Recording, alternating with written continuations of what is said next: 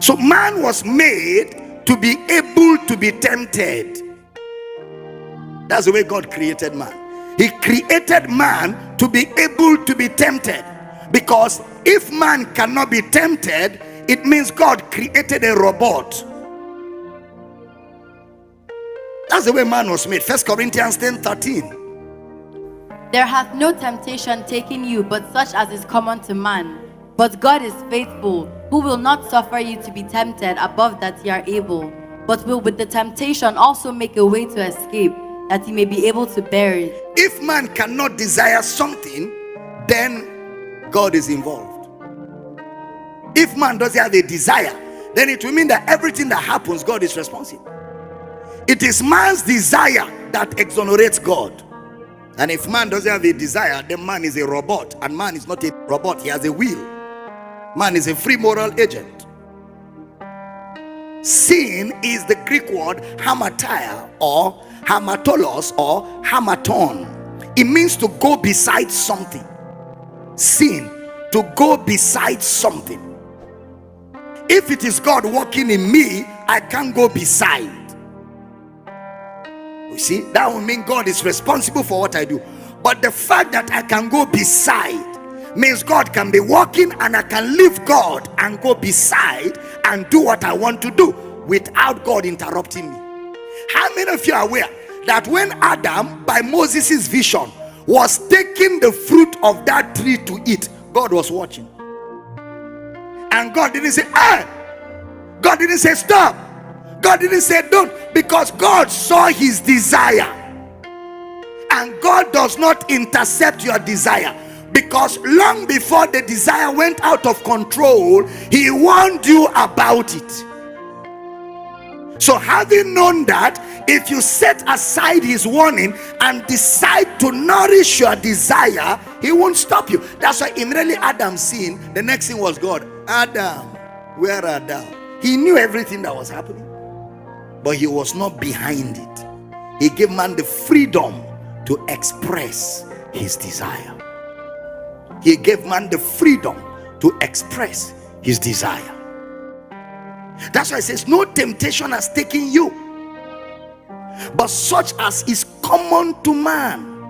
And what I'm teaching here is important in understanding death. Very important, because if you're going to understand it, you must get this background, because I'm getting somewhere with it. Anthropinos, you know, anthropology is man. Anthropinos means it comes from man.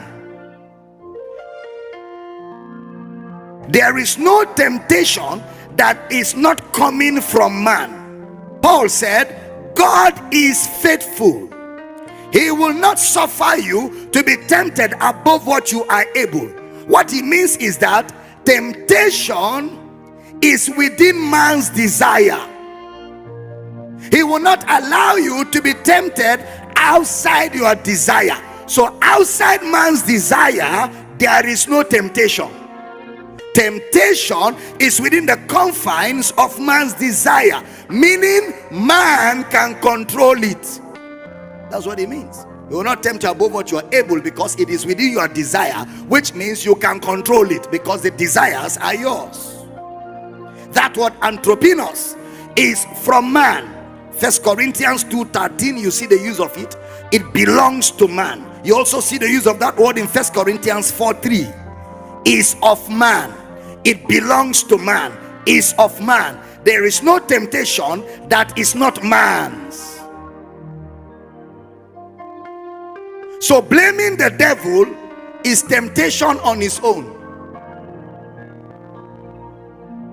Acts 17:25. Neither is worship with men's hands, as though he needed anything, seeing he giveth to all life and breath and all things. Neither is worship with men's hands, anthropinos. Romans 6:19. I speak after the manner of men. I speak after the manner of men, anthropinos. James 3:7.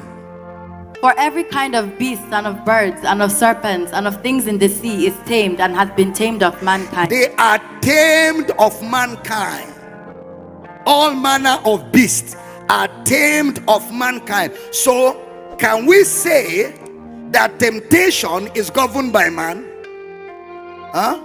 From the analysis we have done, can we say that temptation is governed by man? 1 Peter 2:13. Submit yourselves to every ordinance of man for the Lord's sake, whether it be to the king as supreme. To every ordinance of man, submit yourselves. So question, where did sin come from? Where did death come from?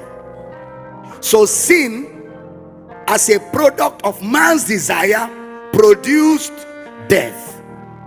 Who gave man the ability to desire? So that is where God's function stopped. God, as God, gave man the ability to desire, and when he gave man, he left man to decide what to do with his desire.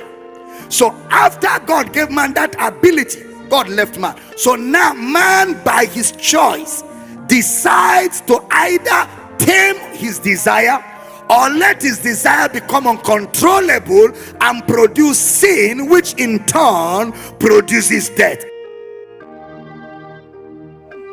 It's called desire because it has governing principles. The day you take desire away from man, man stops being man. The day you take desire away from man, man stops being man. When you are coming to the service tonight without fasting and prayer, you chose the cloth you wanted to wear. Did anybody advise you? That was your desire. Whether you wore red or blue or black or purple or yellow or green, that was your desire. The day you take desire from man, man stops being man. You look at a lady, you like her. It's not God that tells you marry her. It's you who like her. And you desire her. So you say to her, hey babes, what's up?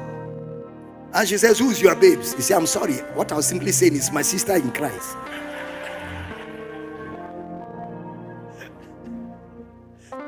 That's your desire.